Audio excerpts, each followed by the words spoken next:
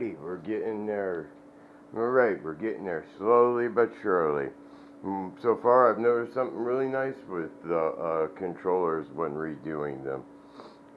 There are not as many wires as the older Romeo over there. Usually you have a ton of wires that go up to the front display and then back down in front of it. So far all I have to do is rewire the one motor wire to the front wheel. That's it. Everything else is right here in the bend of the bike.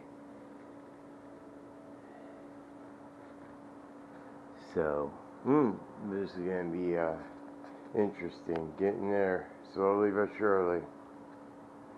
Wish me luck.